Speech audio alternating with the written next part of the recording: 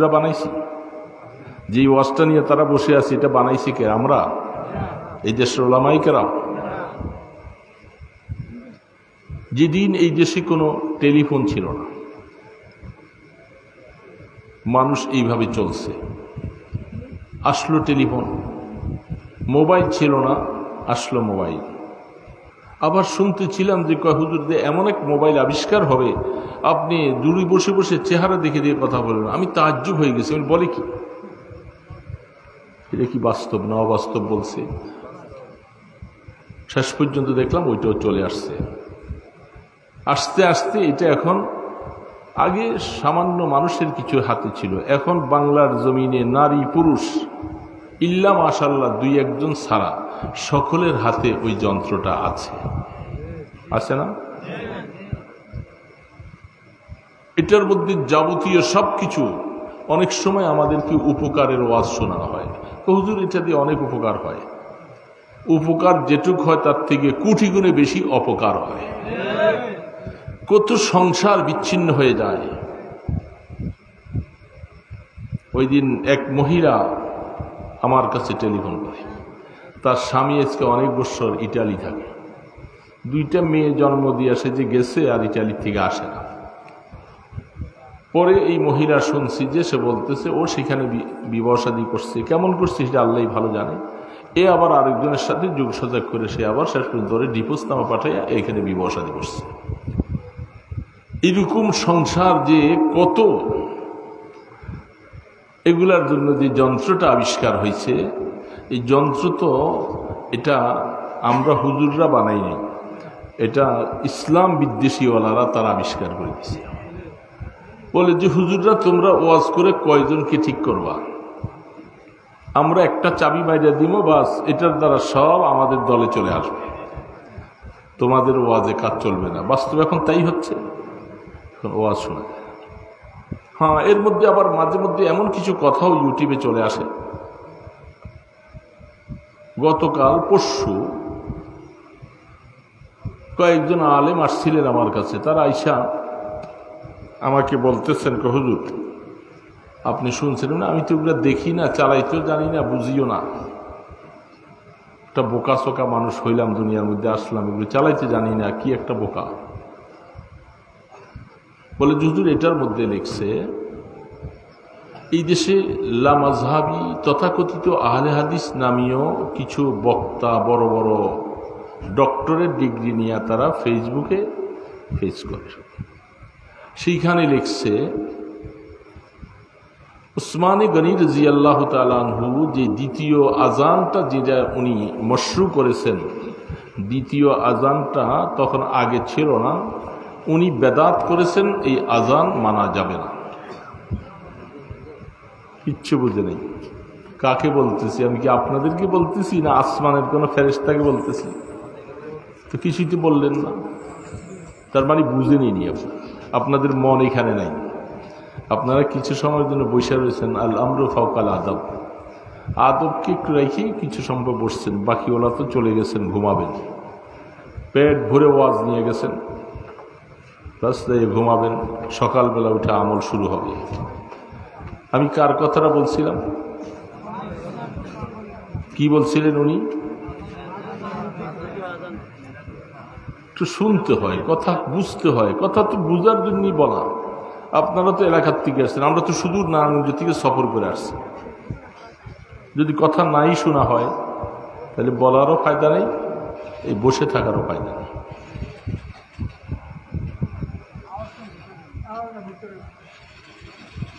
আব্দুর রাজ্জাক বিন ইউসুফ নাম শুনছি তো আমরা অনেক। এ হলো ডক্টর, হয়তো ডাক্তারও হইতে পারে, এটার আকারটা বাদ দিলে ডক্টর হয়ে যায়। তো তিনি বলছেন আপনারা তো জানেন ভালো করে এই দেশের আলেম ওলামাদের দেশ, রাসূল করিম সাল্লাল্লাহু আলাইহি ওয়াসাল্লাম বলছেন আপনাদের দূর করে ওইদিকে যাচ্ছে, ওইদিকে কি দেখতেছেন আপনারা? ওইদিকে মোটর সাইকেলও তো যাইতেছে, আর কি? এটাও চাই দেখতে হবে, ওইদিকে চাই থাকতে হবে। তার মানে কিছু কথা নিতে দিবে না। শয়তান বলছে তোরা যে কয়েকজন বসছো তোরাও তাড়াতাড়ি উঠে যা, কথা নিস না, কথা নিস না।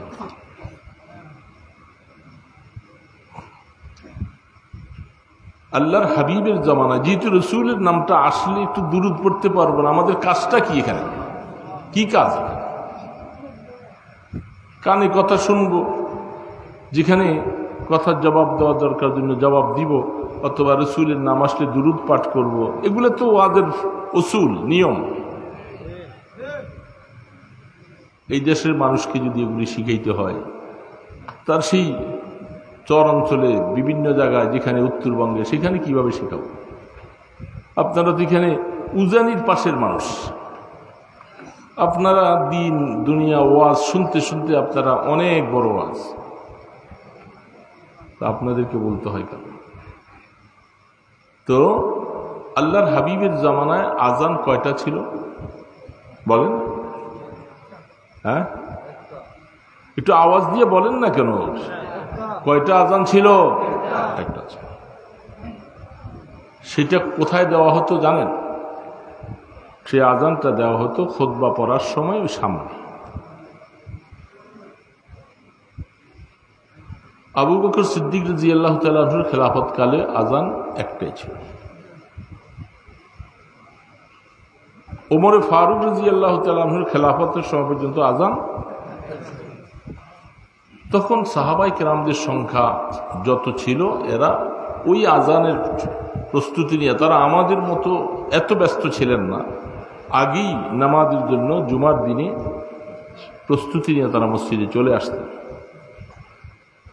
ওসমানে গনি রাদিয়াল্লাহু তাআলা আনহুর জামানায় পরিধি বাড়তে বাড়তে সাহাবারা অনেক দূরে দূরে চলে যাচ্ছেন।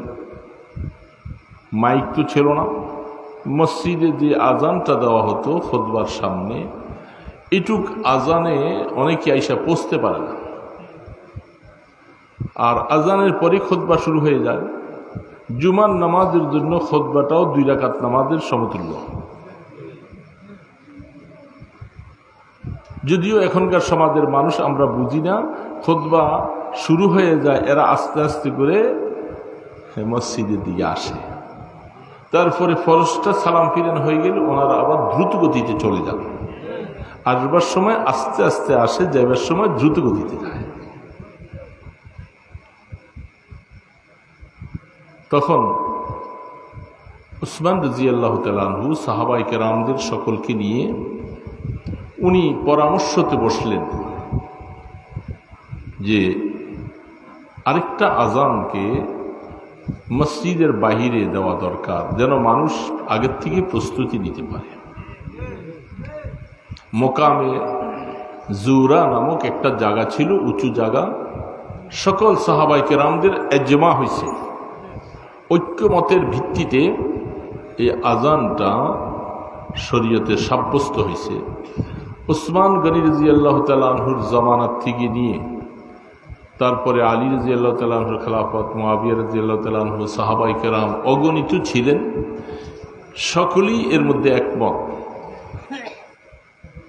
তারপরে থেকে অদ্য অবধি পর্যন্ত ইজমা কায়েম হয়েছে যে আজান জুমার আগে যেটা দেওয়া হয়, খুতবার আগে যেটা দেওয়া হয়, এটা কি এখন ওই কোরআনের আয়াত ইজা নুদিয়া লিস-সালাতি মিন ইয়াউমিল জুমআ, এই নুদিয়ার নেদার দ্বারা বলা হচ্ছে যখন জুমার আজান দেওয়া হয় তখন তোমরা বেচা ছেড়ে দাও, তোমাদের কাজ কারবার ছেড়ে দাও, সব ছেড়ে দিয়ে তোমরা জুমার নামাজের দিকে দৌড়াও।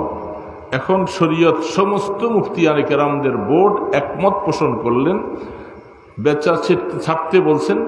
আমি আবার কিনার কথা বলি নাই, কোরআন কিনার কথা বলে, শুধু বেচার কথা বলছে। ওয়া জারুল বাই, তোমরা বেচা ছেড়ে দাও। তার মানে দোকান বন্ধ থাকলে কাস্টমার আর কেউ আসবে না। এই জন্য আল্লাহ পাক বেচা কিনা দুইটা বলে নাই, তোমরা বেচা ছেড়ে দাও। এই যে ছেড়ে দেওয়ার কথাটা বলা হচ্ছে, তখন যারা বেচা কিনা করবে এবং দুনিয়াবি কাজে লিপ্ত থাকবে, এটা হারাম। ওই সময় যা উপার্জন হবে, যা ব্যবসা হবে, সম্পূর্ণ ব্যবসার টাকাটাও হারাম, এটা বৈধ নয়। অবৈধ পয়সা খাইলাম। এখন সমস্তদের একমত, প্রথম আজান যেটা দেওয়া হয় তখন থেকেই এই কাজগুলো ছেড়ে দিতে হবে।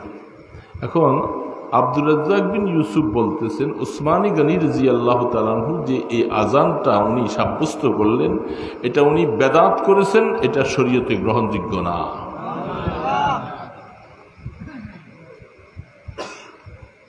বুড়া মিয়া বুঝছেন নি? ওই যে মিয়া বুঝছেন কথাটা কি বলছি? কথাটা কি খুব সহজ বলছে না অনেক বড়? উসমান গনি রাদিয়াল্লাহু তাআলা আনহু যদি বেদাত করে থাকে,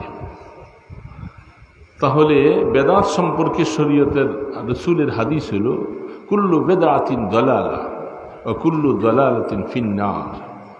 বেদাত সব হলো পথভ্রষ্টতা, আর এই পথভ্রষ্ট যারা আবিষ্কার করবে এরা জাহান্নামে যাবে। এটা হলো রাসূলের হাদিস।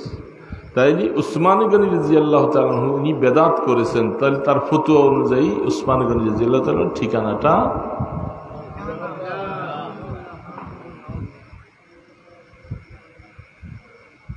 আব্দুর রাজ্জাক বিন ইউসুফ, তুমি কি জানো না উসমান ফিল জান্নাহ, আলী ফিল জান্নাহ, ওমর ফিল জান্নাহ, আবু বকর ফিল জান্নাহ। 10 জন সাহাবাদের নাম বলে রাসূল জান্নাতি বলে গেছেন, ঠিক না বেঠি? আশারায়ে মুবাশশারা যাদেরকে বলা হয়, রাসূল তাদেরকে জান্নাতি বলে গেলেন আল্লাহ পাকের তরফ থেকে। আর তিনি বলতেছেন যে উনি বেদাত করেছেন, যেহেতু এই আজান মানা যাবে না, যার কারণে তারা আজান ওইটাই মানে, একটাই মানে। এত বড় একটা শক্ত কথা যে বলতে পারে, খলিফাতুল মুসলিমিন উসমান গনির শানে যদি বলতে পারে তিনি বেদাত করেছেন, উনি জাহান্নামী। জাহান্নামী তুমি না বললেও তোমার কথা এবং তোমার সবকিছু দলিলের দ্বারা প্রমাণ হয়ে যায়, তুমি ওনাকে বেদাতকারী বলে যখন সাব্যস্ত করবা, ওনার এই মত মানা যাবে না। তাইলে সারা পৃথিবীর সমস্ত মানুষেরা আমরা বেদাতের মধ্যে লিপ্ত, শুধু একমাত্র হকের মধ্যে তারাই আছে।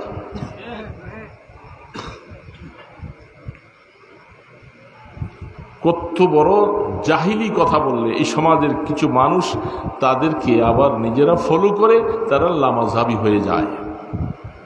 2 নম্বর কথা সে বলছে, ফাসাল্লি লিরাব্বিকা ওয়ানহার। কয়েকদিন আগে মাত্র কোরবানি করেছেন আপনারা। যাদের সামর্থ্য আছে তাদের উপরে কোরবানি করা বলেন, না করলে গুনাহগার। যাদের সামর্থ্য নাই তারা করলে সওয়াব, না করলে কোনো গুনাহ নেই। আব্দুর রাজ্জাক বিন ইউসুফ বলতেছে, আমি পরে বসে এটা শুনছি তার কথাগুলি সব। সে বলতেছে যাদের উপরে কোরবানি ওয়াজিব তারা করলে সওয়াব পাবে, না করলে কোনো গুনাহ নাই।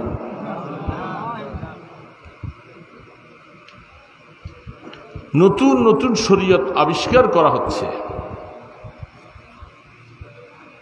এই আয়াতের মাধ্যমে আল্লাহ পাক আল আমরু লিল উজুব, ফাসাল্লি লিরাব্বিকা ওয়ানহার, কুরবানি করেন। হে প্রভু, আপনাকে আমি কাউসার দিয়েছি, খায়রান কাসীর, আপনাকে দিয়েছি, সেই জন্য আপনি নামাজ পড়েন। কেউ কেউ নামাজের দ্বারা সালাতুল ঈদ মুরাদ অথবা সমস্ত নামাজ পড়েন, আর আপনি আল্লাহকে সন্তুষ্ট করার জন্য আপনি কোরবানি করেন। এখন এই আয়াতের ব্যাখ্যা দিয়ে সে বলতেছে ধনীদের উপরে কোরবানি ওয়াজিব, না করলে সওয়াব, না করলে কোনো গুনাহ নাই। এইরকম ফতোয়া দিয়ে দিয়ে এই দেশের মধ্যে আহলে হাদিস দাবি করতেছে। তারা আহলে হাদিস তো নয়, আহলে হদস, আহলে খবিস। তারা সমাজের মানুষগুলাকে বিভ্রান্ত করার জন্য একটা যুব সমাজ,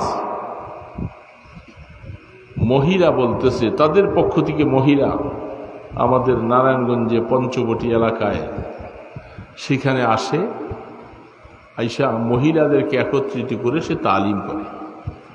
পরে আমার এক মোতাল্লিক সে বলতেছে আমার বিবিও সেখানে যেত। পরে আমি বললাম সে কি বলে? সেই বিবি আইসা বলতেছে, সে বলতেছে আব্দুর রাজ্জাক বিন ইউসুফ, তারপরে আরো যারা যারা আছে, শেখ আহমদুল্লাহ অমুক, এরা অনেক বড় ডক্টর, অনেক বড় শিক্ষিত, এরা কি ভুল বলে? আপনারা এই দেশের এই ওলামায়ে দেওবন্দি যারা আছে তাদের কথা শুনবেন না, এরা কিন্তু মুসলমান না, এরা কাফের।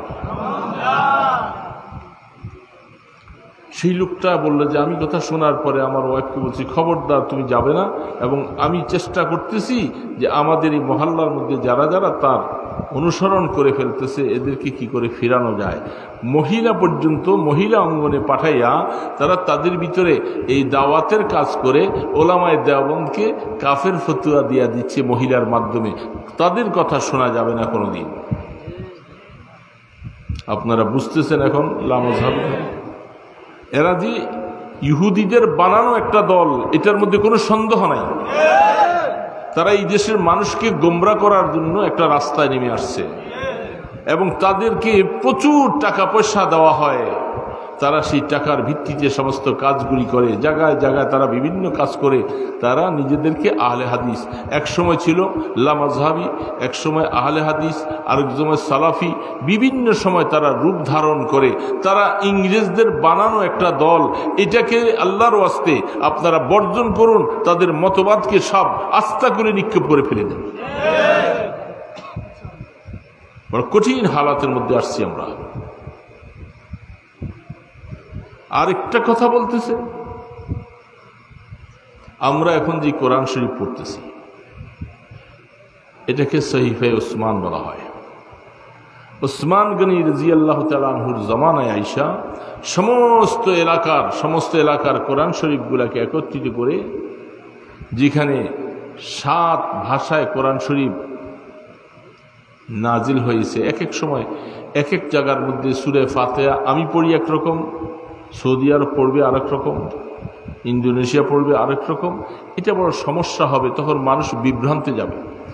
যার কারণে উনি সমস্ত সহিফাগুলাকে একত্রিত করে বহু মেহনত করে সমস্ত সাহাবায়ে কেরামদের ইজমা কায়েম করে সাবাতে আহরুফ হাদিসের মধ্যে যেটা আসছেন সেটাকে 7 লেহাজায় কোরআনটাকে উনি আইনা এক লেহাজার মধ্যে তৈরি করে এটার নস্কা বানাইয়া সারা দেশে বিতরণ করে দিলেন, আর বাকি নস্কাগুলাকে আগুন দিয়া জ্বালিয়ে ফেলছে।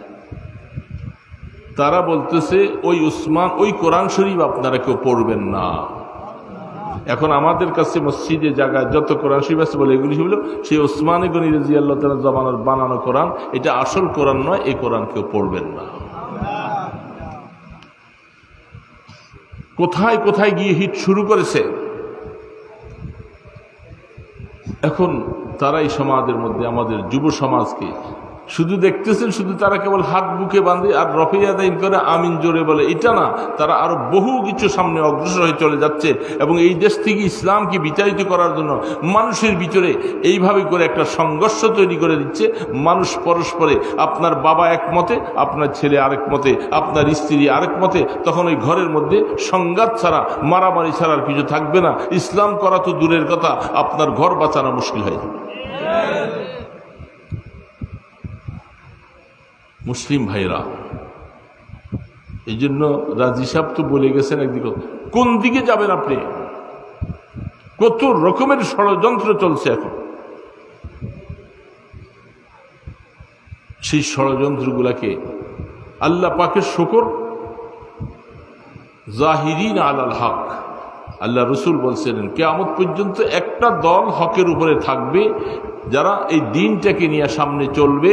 এই কথাটা এই জামানার মধ্যে আপনি তালাশ করে দেখলে বুকে হাত দিয়া বলতে পারবেন, ওলামায়ে দেওবন্দের মাধ্যমে আল্লাহ পাক এই জাহিরিন আলাল হকের এই দলটা তাদের মাধ্যমে তৈরি হচ্ছে। তাদের মাধ্যমে আল্লাহ পাক বাতিলকে প্রতিহত করার জন্য এই সমাজে কাজ করাবে। এই জন্য দোস্তরা, সন্তানদেরকে কোন লাইনে পড়াচ্ছেন, কোথায় নিচ্ছেন, আগামী দিনে আপনার এই সন্তানগুলি যদি তাকে সঠিক ইলম যদি দিতে না পারেন, ঈমান নিয়ে তাদের বেঁচে থাকা কষ্ট হবে। আমাদের তো বাবা যাওয়ার সময় চলে আসছে, কখন ডাক আসবে জানি না। তো আমরা চিন্তা করতেছি আমাদের প্রজনন, আমাদের প্রজন্ম, আমাদের ছেলে নাতিপুতি, তারা এই জমিনের মধ্যে ইসলাম নিয়ে কি করে বেঁচে থাকবে, তাদের ব্যাপারে চিন্তা। এই সমস্ত কাজগুলি যে করতেছে এগুলি শুধু সরকার করতেছে? এখানে কি সরকারের হাত আছে? এখানে বড় ইন্ধন আসতেছে, সেগুলি হলো ইহুদি নাসারাদের ইন্ধন। সেই ইহুদি নাসারাদের সেই চক্রান্তগুলি আপনাকে শান্তিতে দিন নিয়ে বেঁচে থেকে কবরে ঈমান নিয়ে যাওয়ার রাস্তা যেন নষ্ট হয়ে যায়। যেহেতু আল্লাহ পাক কোরআনের মধ্যে বারবার বলছেন যে ইহুদি নাসারাকে তোমরা বন্ধু বানাইও না, লা তাত্তাখিযুল ইয়াহুদা ওয়ান নাসারা আউলিয়া। কোরআনের মধ্যে আমরা বারবার পড়তেছি গায়রিল মাগদুবি আলাইহিম ওয়ালাদ-দাল্লিন, পড়ে যাইয়া আর নাসারা ইহুদিদের চক্রান্তগুলি সব আমরা ফলো করতেছি, তাদের অনুকরণ করে আমার মেয়ে চলে, আমার বিবি চলে, আমার ভাই চলে, আমি চলি, আর আমি বলতেছি সবকাল সরকারের দোষ। শুধু সরকারের দোষ নাই, কারণ সরকার তো এই দেশে ইসলামিক সরকার হবে না, এটা আমরা ভালো করে জানি। হবে? হযরত নানুপুরি হুজুর রহমতুল্লাহ আলাইহি বলতেন, হযরত এই কথা বারেহা বলছেন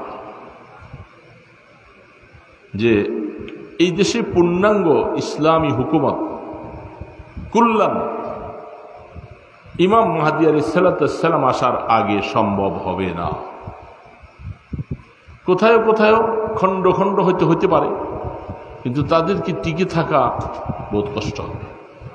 যেমনটা 20 বছর জেহাদ করে রক্ত ঝরাইয়া আফগানিস্তান এখন একটা সুন্দর রাষ্ট্র করছেন, তাও সারা বিশ্বের চোখ সেদিকে কখন এটাকে তছনছ করে দেয়, বিভিন্নভাবে ষড়যন্ত্রের জালে আবদ্ধ করে দেয়, সেই ইহুদি নাসারারা সেই রাস্তাগুলি সব খুলতেছে।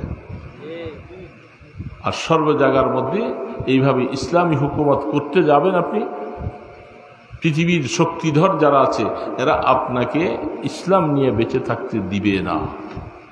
তাই কুল্লান পুরাপুরিভাবে সর্ব জায়গায় ইসলামী হুকুমত ইমাম মাহদী আলাইহিস সালামের আগ পর্যন্ত সম্ভব না। তো ইসলামী হুকুমত নিয়ে আমরা যদি চিন্তা করতে থাকি, শুধু চেষ্টাই করতে থাকবো, হ্যাঁ এইটুক যে আম পাকতে পাকতে শাইখুল হাদিস আল্লামা আজিজ হক রহমতুল্লাহ আলাইহি হযরতের সাথে জীবনে অনেক সফর করেছি, গাড়িতে বসে বসে বিভিন্ন কথা অনেক সময় শুনতাম, এবং সেই সময় খেলাফত মজলিসের আন্দোলনের সাথে সক্রিয় ভূমিকা ছিল, কাজ করেছি। তো একদিন সেই রহমানিয়া মাদ্রাসায় একটা সেমিনারে বসে খেলাফত মজলিসের আমাদের কাউন্সিল হচ্ছিল, সেইখানে প্রশ্ন করা হয়েছিল, হুজুর যেহেতু এটা আপনিও জানেন আমরাও জানি এই দেশে ইসলামী হুকুমত পুরোপুরিভাবে করা সম্ভব হবে না, তাহলে আমাদের এই মেহনত করে কি লাভ? এই যে আন্দোলন করতেছি, মিটিং মিছিল করতেছি, কি লাভ? হুজুর একটা মেসাল দিয়েছেন, দৃষ্টান্ত দিয়েছেন,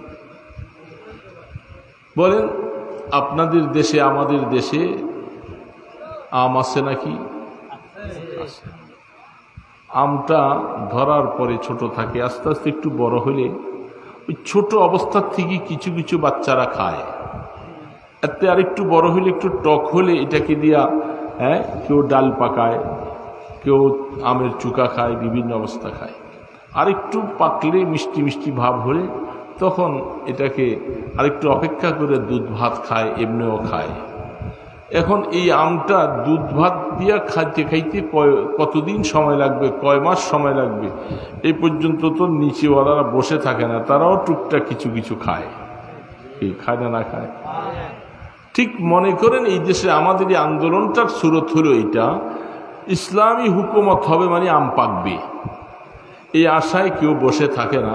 এই জন্য যখন ইসলামের বিরোধী কিছু কাজ শক্তি যখন গজাইয়া উঠে, নাস্তিকতাবাদীরা যখন উঠে, তখন এই দেশে ওলামায়ে হক্কানি রব্বানি হেফাজতওয়ালারা যারা আছে তারা তার প্রতিহত করার জন্য একটা সোচ্চার হলে, একটা ডাক দিলে তখন এরা একটু থমকে থাকে।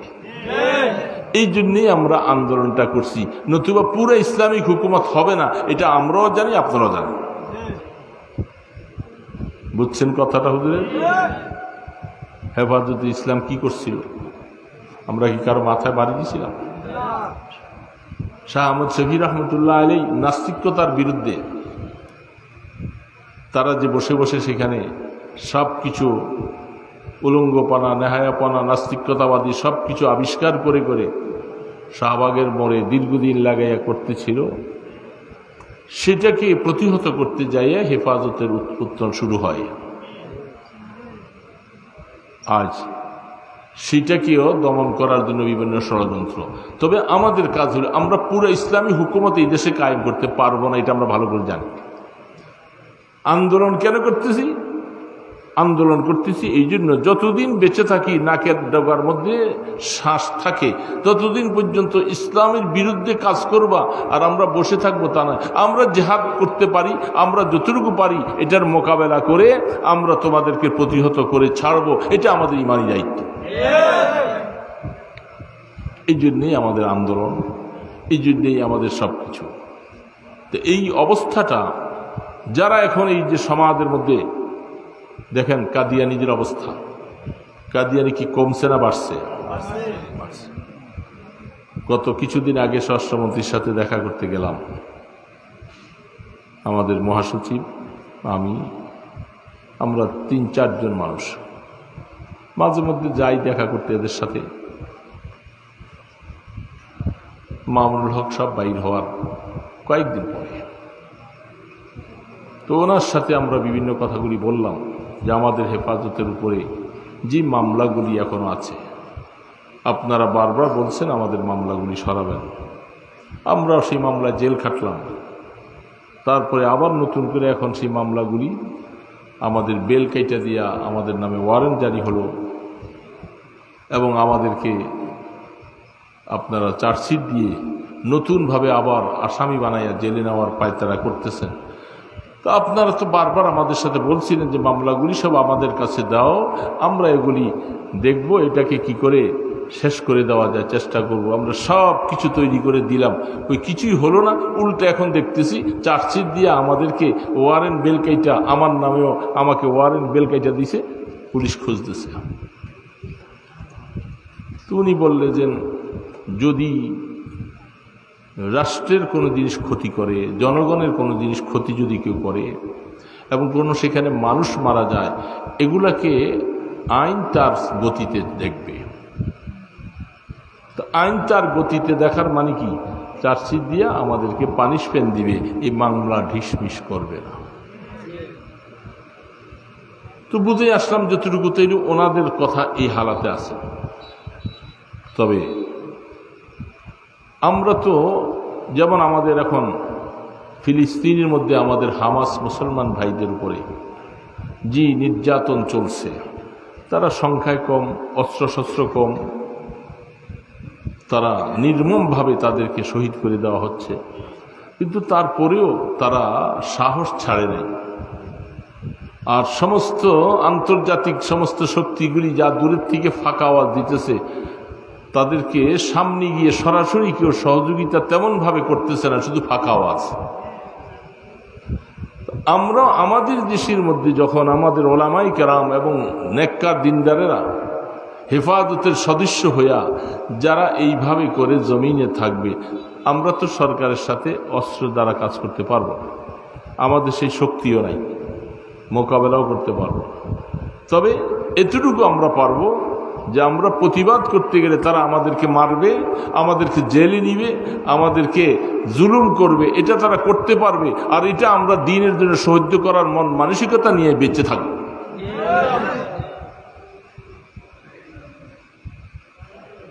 সরকার, তুমি যা কিছু করতেছ, তোমার শক্তি আছে, তুমি করবা। শিক্ষার মধ্যে কি শুরু করেছে আপনারা এগুলি তো কম দেখেন না। শিক্ষামন্ত্রী যাকে বানানো হয়েছে, এখন মাদ্রাসায় বলেন, স্কুলে বলেন, পাঠ্যসূচিতে বলেন, সব কিছু রদবদল করা হচ্ছে, সব কিছু করে দিচ্ছে। এই দেশের জনগণ তো আমরা চুপচাপ ঘুমিয়ে আছি, প্রতিবাদ তো করি না। প্রতিবাদে আমরা হুজুররা কয়েকজনে করতেছি, আপনারা তো আমাদের সাথে প্রতিবাদ মুখর হন না। আপনার সন্তানটাকে নাস্তিক বানাবার জন্য সব কিছুর শিক্ষা দেওয়া হচ্ছে। সেখানে শুধু ইসলাম শিক্ষা নয়, আপনার বিজ্ঞান শিক্ষার মধ্যে, ইতিহাস শিক্ষার মধ্যে, সব কিছুর মধ্যে তাদের মন গড়া হিন্দু আনি সব কিছু ঢুকাই দিচ্ছে। তারপরে তো আমরা স্কুল ছাড়ি না, আমরা তো আমাদের বাচ্চাগুলো স্কুলে পড়াবার জন্যই বসে আছি। ঠিক না ভাই? ঠিক বলে। স্কুলে ক্লাস 7-এ বিভিন্ন বই পুস্তকের মধ্যে যেভাবে পরিবর্তন করলো তারা। কিছুদিন আগে তারা তাদের হিন্দুদের সব কিছুর মূর্তি দিয়ে দিল, আর এটা ধরা পড়ার পরে বলতেছে এটা ভুলবশত ছাপা হয়ে গেছে। বইটার আমার ইসলাম ধর্ম বইয়ের পিছনে এবং সামনে সর্ব জায়গায় তাদের মূর্তি কেন আসবে? আমরা তো তাদের এটার মধ্যে মসজিদ ছাপিয়ে দেয়নি, তারা আমাদের এটার মধ্যে মূর্তি ছাপিয়ে দিল কেন? এটা নিয়ে যখন আন্দোলন শুরু হলো, আমরা প্রধানমন্ত্রীর কাছে বইগুলি নিয়ে গেলাম, যখন বসে তখন তার সাথে সব আমরা দেখাইলাম যে জানাব আপনি দেখেন বইগুলো। 11 জন সদস্য আমরা গিয়েছিলাম আপনার গণভবনে, ওনাকে দেখাই দিয়েছে উনি, এবং সেখানে আরও কিছু কথা বলা হচ্ছিল সরাসরি। তারপরে তিনি বলে এটা আমি দেখব। স্বরাষ্ট্রমন্ত্রী ছিল, শিক্ষামন্ত্রী ছিল, ধর্মমন্ত্রী ছিল, তারা পাশে ছিলেন, সবাইকে বইগুলি দিলেন, আপনারা দেখেন। তারপর সেখান থেকে আপনারা শুনছেন যে মানুষ বানরের থেকে আসছে, এই কথাটা ওনার সামনে আমরা বলছিলাম। আমি বলছিলাম যে জানাব দেখেন, আপনি বলেন আপনার বাবা কি বানর থেকে আসছে? আপনার দাদা কি বানর থেকে আসছে?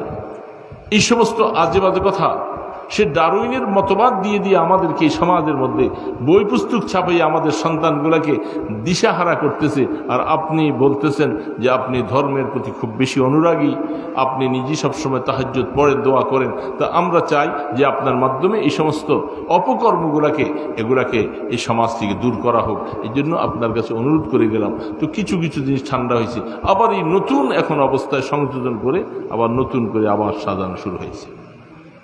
তার মানে হচ্ছে যত কিছুই তারা করতে থাকুক, আমাদেরকে ওই পরিপূর্ণ ইসলাম আমরা পাবো না এবং করতে পারবো না, কিন্তু এই তাদের ব্যাপারে মোকাবেলা করে আমাদের একটা আওয়াজকে বলিষ্ঠ কণ্ঠ দিয়ে সোচ্চার হয়ে তা প্রতিবাদ করতে হবে। এটা হলো আমাদের ইসলামী আন্দোলনের ফায়দা।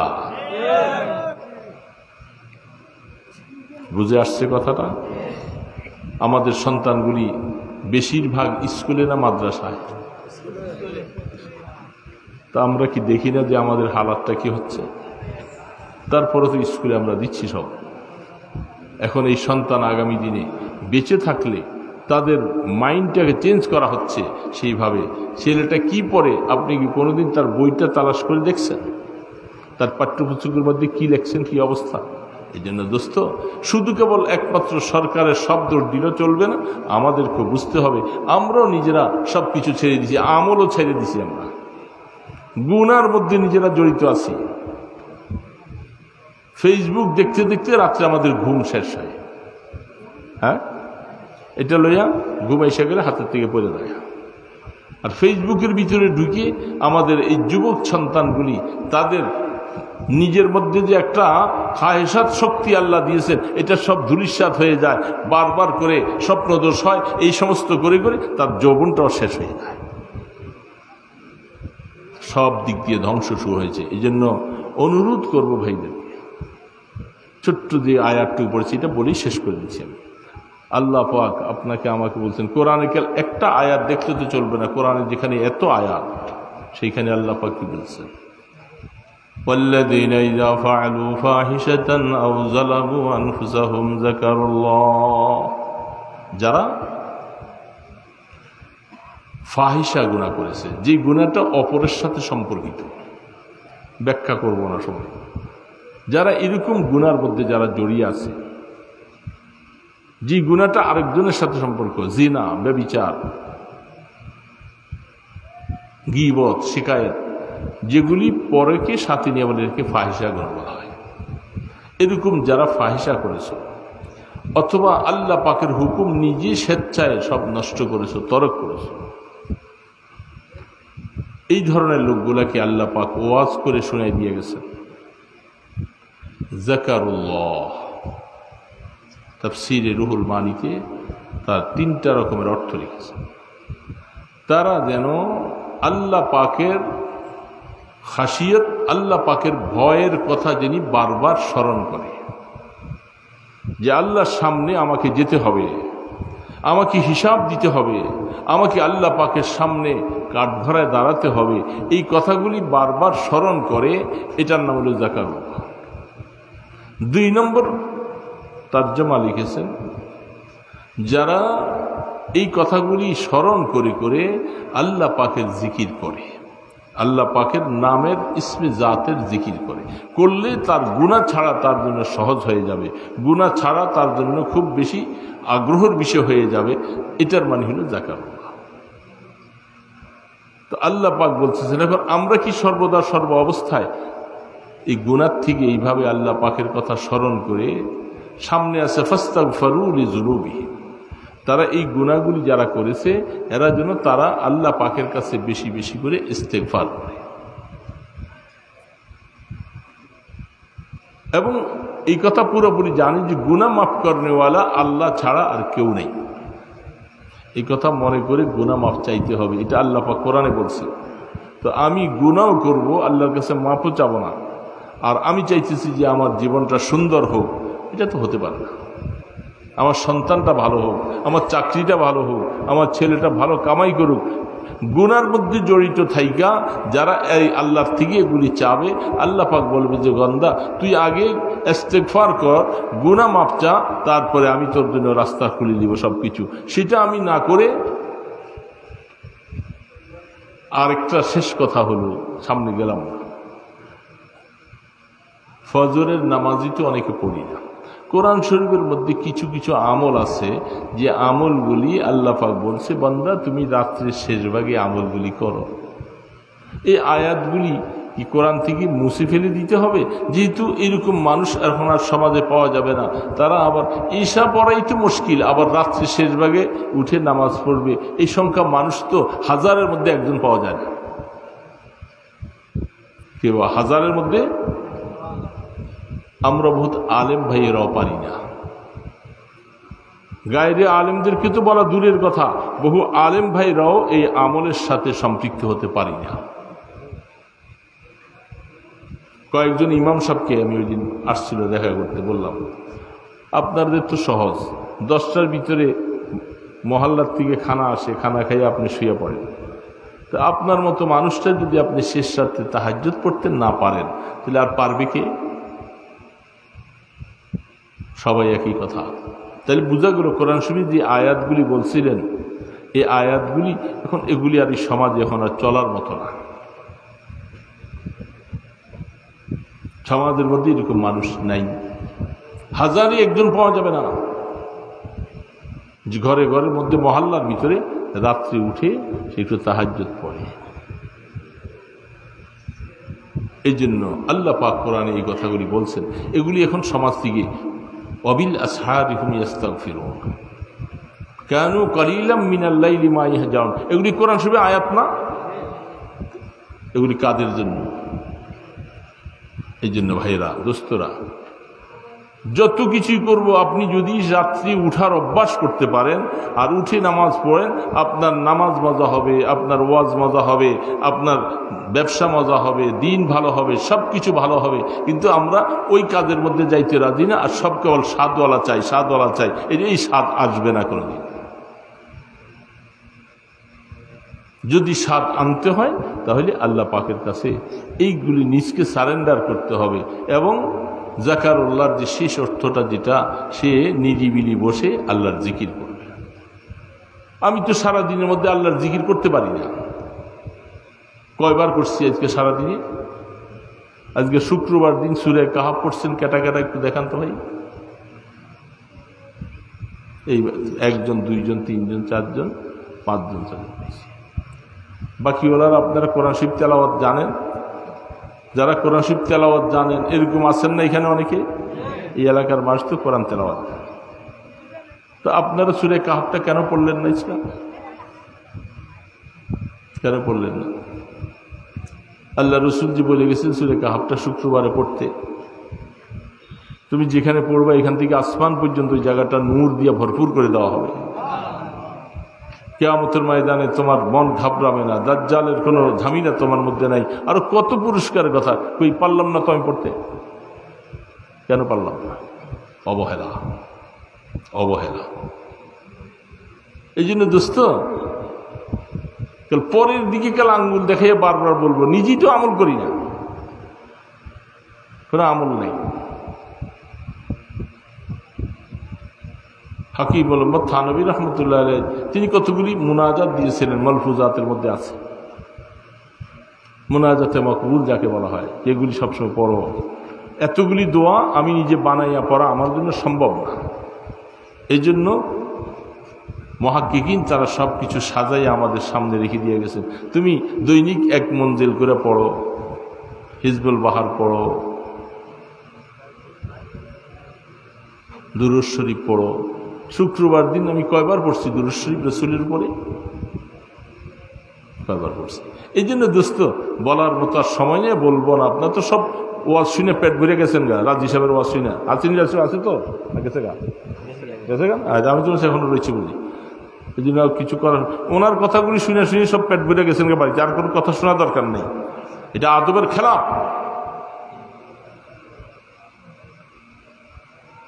যে একজনের কথা শুনে হুড় হুড় করে সব উঠে চলে গেলা, কি লিখে আসছে না।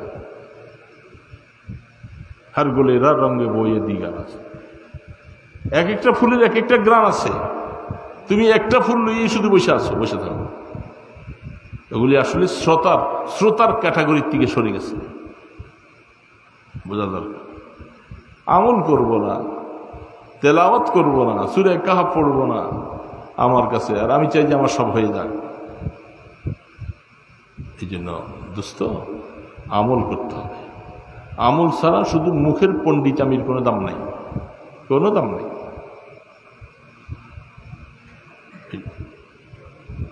আল্লামা রুমি রহমতুল্লাহ আলীর একটা কথা বলে শেষ করে দিচ্ছি। উনি একটা শের বলছেন, रिश्ताए माँ गर्दनम अफगंदा दोस्त में बुरद हर जाके खातिर खायोस्त। আল্লামা রুমি রহমতুল্লাহ আলাইহি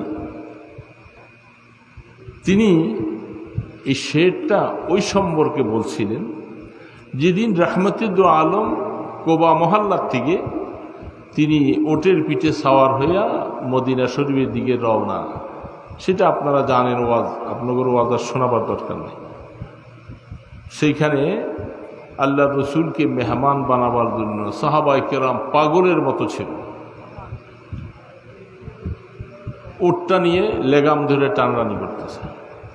রসুল বলতেছেন দাউহা বা ইন্নাহা মামুরা, ওটের লেগাম তোমরা ছেড়ে দাও, এটা উপরওয়ালার পক্ষ থেকে নির্দেশিত। যেখানে তিনি বসাবেন সেখানে ওট বসবে, কেউ টানাটানি করে লাভ নেই। একটা জানোয়ার, একটা ওট, সেটা টানাটানি এখন সাহাবায়ে কেরাম ছেড়ে দিছে, রাসূলও লেগাম ছেড়ে দিছে। ওট যেখানে ঘুরতেছে, প্রথম যে বসছিলেন এক মসজিদে নববীর দরজাটা ওই জামানায় যেখানে তৈরি হয়েছিল ওইখানে যে ওটটা বসছে। এখান থেকে বসেই আবার উঠা আবু আইয়ুব আনসারী রাদিয়াল্লাহু তাআলা আনহু তিনি যেখানে বাস করেন ওই ঘরের সামনে যে বসছে। কারণ এই ঘরটা আবু আইয়ুব আনসারীর না, এই ঘরটা শাহ তুব্বা আল্লাহ রসুলের জন্য বানাই দিয়ে গেছিলেন বহু বছর আগে। এই জন্য আমি বলছি এটা আবু আইয়ুব আনসারীর যেহেতু ঘর নাই, ঘর আল্লাহ রসুলের ঘর। এই জন্য সেখানে ওটাতে একটু বসছে, বসার পরে আবার সেখান থেকে উঠে আইসা মসজিদে নববীর দরজা রসুলের জমানায় যেখানে দরজাটা হয়েছিল এখানে আইসা বসছেন, বসে মাথাটা মাটির মধ্যে ফেলে দিচ্ছে। তখন বোঝা গেছে যে হ্যাঁ রসুল বলছে আমাকে এখানে নামতে বলা হচ্ছে। সেইখানে নামছেন আবু আইয়ুব আনসারীর ঘর আর দরজার সামনাসামনি, সামানগুলি উঠাইনি।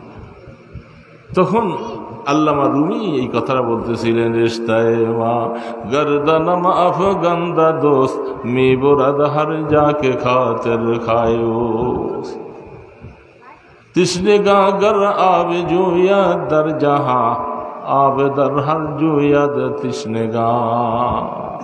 তিনি বলতেছেন দেখো এই ওটটার ব্যাপারে যেরকম বলছিলেন ওটটাকে ছাইরা দাও, এটা আল্লাহ পাকের হাতে হইল তার রশি, এটা যেই দিকে টানে সেখানে যাইতে হবে, ওটের কোনো ক্ষমতা নাই।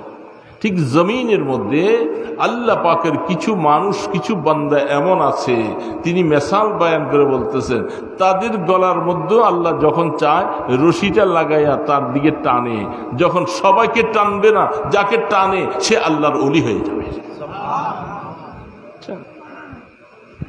কিন্তু এই টান সবার ভাগ্যে জুটে না। রাত্রি শেষ ভাগে উঠো খোদার বান্দা, তুমি কাল এটা চাও, ওইটা চাও, ওইটা চাও, তোমার জন্য রাস্তা খুলে দিছেন। রাস্তার শেষ ভাগে উঠো, ওইখানে উঠা 2-4 রাকাত নামাজ পড়ো। এই যে কালকে একটা জুমার রাত গেল, সপ্তাহের মধ্যে একটা রাতও কি উঠতে পারি আমরা? কি করতে বসে আছি? 2-4 রাকাত নামাজ পড়ি, নিরিবিলি বসে ধ্যান খেয়ালের মধ্যে আল্লাহকে ডাকতে থাকো, আল্লাহর জিকির আজকার করতে থাকো। মজা লাগাইবার সময় তো তখন, মনের কথা বলার সময়ই তখন। মানুষের সামনে বলা যায় না, মানুষের করা যায় না, ওই সময় নাক দেখে কাল ঘুমাই আমরা। তারপরে উঠে সূরা ইয়াসিন কোনরকম পড়লে তো পড়লাম, নতুবা আবার ঘুমিয়ে থাকি। যে দোস্ত, রাগ করেন না আমার কথায়, আমরা আমল ছেড়ে দিছি। আমাদেরকে কাল এখন এই মজার মজার আবি যাবি, ওই কথা অমুক এই ভুল করছে, এই করছে, এগুলি বললেই কাল আমরা হই করে চিৎকার দিয়ে উঠি। আমল করতে রাজি না, আমল করতে রাজি না। আল্লাহ পাক আমাদেরকে বুঝবার আমল করার তৌফিক দান করুন। আস্তাগফিরুল্লাহাল্লাযী লা ইলাহা ইল্লা হুয়াল হাইয়ুল কাইয়্যুম ওয়া আতুবু ইলাইহি। আস্তাগফিরুল্লাহাল্লাযী লা ইলাহা ইল্লা হুয়াল হাইয়ুল কাইয়্যুম ওয়া আতুবু ইলাইহি। আস্তাগফিরুল্লাহাল্লাযী লা ইলাহা ইল্লা হুয়াল হাইয়ুল কাইয়্যুম ওয়া আতুবু ইলাইহি। লা হাওলা ওয়ালা কুওয়াতা ইল্লা বিল্লাহিল আলিয়্যিল আযীম। اللهم صل على محمد وعلى آله وأصحابه وبارك وسلم. اللهم صل على محمد وعلى آله وأصحابه وبارك وسلم. الحمد لله رب العالمين، والصلاة والسلام على أشرف الأنبياء والمرسلين. يا حي يا قيوم برحمتك نستغيث. يا حي يا قيوم برحمتك نستغيث. يا حي يا قيوم برحمتك نستغيث. أصلح لنا شأننا كله، أصلح لنا شأننا كله، أصلح لنا شأننا كله، ولا تكلنا إلى أنفسنا طرفة عين، وأفوض أمري إلى الله إن الله بصير بالعباد. حسبي الله لا إله إلا هو عليه توكلت وهو رب العرش العظيم. মাওলাই করিম, আমরা কয়েকজন বান্দা প্যান্ডেলের নিচে এখনো বসে আছি। আয় আল্লাহ, আপনার কাছে অনেক গুনাহ করে ফেলছি মাওলা। নিজের আমল নামার কথা খেয়াল করলে সাহস হারিয়ে ফেলি কথা বলার। আল্লাহ আমাদেরকে মাফ করে দেন। আপনি মাফ করার জন্য আশ্বাস দিয়েছেন। গোলাম ইস্তাগফিরু রাব্বাকুম, তুমি তোমার রবের কাছে বেশি বেশি মাফ চাও, তাওবা করো, গুনাহ ছেড়ে দেওয়ার সংকল্প করো। আল্লাহ, আমরা ওয়াদা করেছি ইচ্ছা করে গুনাহ করব না। আল্লাহ, তুমি আমাদের জিন্দেগীর সব গুনাহগুলি মাফ করে দাও। আল্লাহ, গুনাহ নিয়ে আমাদেরকে মওতের ডাক দিও না। আল্লাহ, এখন তো ফ্যানের নিচে বসা, বাতির নিচে বসা, তোমার কত বান্দাদের সামনে বসা, কবরে একা একই কেমনে থাকবো মাওলা? কবরে তো বাতি নাই, ফ্যান নাই, মানুষ নাই, কেউ নির্জনতা নিষ্ঠুরের মতো। ছেলে মেয়েরা রেখে দিয়ে আসবে, আমার চিৎকার কেউ শুনবে না, আমার কথা কেউ চিন্তাও করবে। আল্লাহ, এই কবরটাকে রহমতের কবর বানাই দিও, কবরকে শাস্তির ঘর বানাই দিও না, জাহান্নামের জেলখানা বানাই দিও না মাওলা। আল্লাহ, দুনিয়াতে কত কথাই বলি মাওলা, আসল খবর হবে তো কবরে গেলে। সেইখানে যদি তুমি পাকড়াও করো, আমাদেরকে কেন বানাইছিল বাবা? আমাদেরকে গোলাম বানাইয়া কেন ছিল? এই শাস্তি যদি দিবা মাওলা, কেন দুনিয়াতে পাঠাইছ? আল্লাহ, আমাদেরকে মাফ করে দাও মাওলা। আমরা তো আগুন সহ্য করতে পারবো না মাওলা। সামান্য একটু আগুন লাগলে কলিজাটা জ্বলে ছারখার হয়ে যায়। এ মাওলা, সেখানে মৃত্যু আসবে না, সহ্য করা কঠিন হয়ে যাবে। এ আল্লাহ, কবরকে রহমতের কবর বানাইয়া দিও, সাপ বিচ্ছুর গর্ত বানাইও না, জান্নাতের সাথে একটু যোগাযোগ করে দিও মাওলা। আফরিশুহু মিনাল জান্নাহ ওয়াল বিসু ওয়াফতাহ লাহু বাবা মিনাল জান্নাহ। আল্লাহ, একদল মানুষের জন্য কবরকে তো তুমি জান্নাতের বাগান বানাইবা। আল্লাহ, আমরা এতিম মিসকিন গরিবেরা কাঙ্গালেরা আপনার কাছে ওরকম একটা কবর চাই। আল্লাহ, কিয়ামতের ময়দানে আমল আমার ডান হাতে দিও, বাম হাতে দিও না মাওলা। সারা বিশ্বের মানুষের সামনে রুসুয়া হয়ে যাব। আল্লাহ, আমল নামাদার ডান হাতে আসবে, তুমি বলছো তার হিসাবে করাকরি করবা না। আমরা আমল নামাটা ডান হাতে চাই মাওলা। এ মাওলা, আমাদেরকে মাহরুম করে দিও না মাওলা, মাহরুম করে দিও না মাওলা। তোমার আরশের নিচে কোনো ছায়া নাই মাওলা, তোমার আরশের নিচে আমাদেরকে একটু জায়গা দিও। আল্লাহ, রহমতে দো আলমের কাছে হাউজে কাউসার থাকবে। এ দয়ালু মাওলা, কলিজাটা ফেটে যাবে, আমাদেরকে এক গ্লাস নসিব করে দিও। আল্লাহ, এক গ্লাস নসিব করে দিও মাওলা। আমরা বলতে পারবো মাওলা, পাওয়ার মতো হকদার তো নাই, আমরা কিভাবে জোর করে বলবো। আল্লাহ, আল্লাহ তুমি দয়া করে মাফ করে আমাদেরকে সেই নিয়ামত নসিব করে দিও। জান্নাতুল ফেরদাউসের মালিক বানাইয়া দিও মাওলা। মাওলা, সারাটা জীবন তোমাকে না দেখে ইবাদত করেছি, জান্নাতে যে তোমাকে দেখবো সেই আশা পূরণ করে দিও মাওলা। আল্লাহ, আমাদের মা বাবা, আমাদের দাদা দাদি, নানা নানি, আমাদের উস্তাদ মুর্শেদ যারা কবরে আছেন, আল্লাহ সবাইকে মাফ করে দাও, তাদের কবরকে রহমতের কবর বানিয়ে দাও। আল্লাহ, মা বাবার উপরে আমাদের বহু হক, আর আমাদের উপরে মা বাবার অনেক হক ছিল। আল্লাহ, আমরা এগুলি আদায় করতে পারি নাই, আমাদের নেকামলের সওয়াবগুলি আব্বা আম্মার কবরে পৌঁছে দাও। এ মাওলা, আত্রাফের মুসলমানদের কবরের আযাবকে মাফ করে দাও। যারা আমাদের ছেলে মেয়ে আছে সবাইকে নেক হায়াত দান করো। একটা সন্তানকে বেনামাজি বানাইও না আল্লাহ, আমাদের ঘরের মধ্যে বেনামাজি দিও না মাওলা।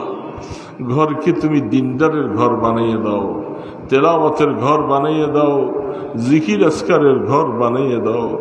আল্লাহ, আল্লাহ, এই মাহফিলের মধ্যে যারা সহযোগিতা করেছে সকলের সহযোগিতাকে তুমি কবুল ফরমাও।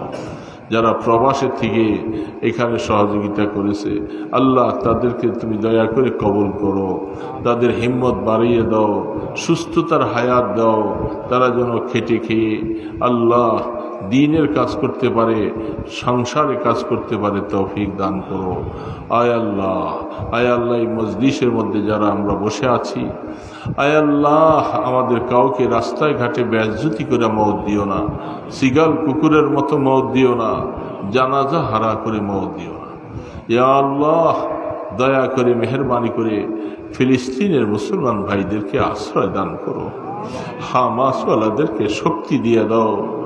আল্লাহ, সমস্ত শক্তিওয়ালারা তাদের পক্ষে আইসা একটু সহযোগিতা করার হাত বাড়াইবার মতো তৌফিক দিয়া দাও।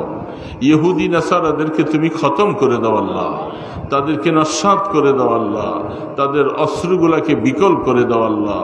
আল্লাহ, আল্লাহ, তুমি তাদের মেহরবানি করে আল্লাহ হামাসের ইমানি শক্তিকে বাড়িয়ে দাও। শহীদানদের রক্তের বিনিময়ে ফিলিস্তিনকে তুমি আজাদ করে দাও আল্লাহ। আয় আল্লাহ, আয় আল্লাহ, দোয়াগুলাকে কবুল ফরমাও। আপনার হাবিবের দরবারে লক্ষ কোটি গুণে দরুদ সালামের হাদিয়া পৌঁছাইয়া দাও। আয় আল্লাহ, আপনার ইসমে আজমের উসিলায়, আপনার হাবিবের কদম মোবারকের উসিলায় আমাদের দোয়াগুলি কবুল ফরমাও। সাল্লাল্লাহু তাআলা আলা খায়রি খালকিহি মুহাম্মাদিন ওয়া আলা আলিহি ওয়া আসহাবিহি আজমাইন বিরহমাতিকা ইয়া আরহামার রাহিমিন।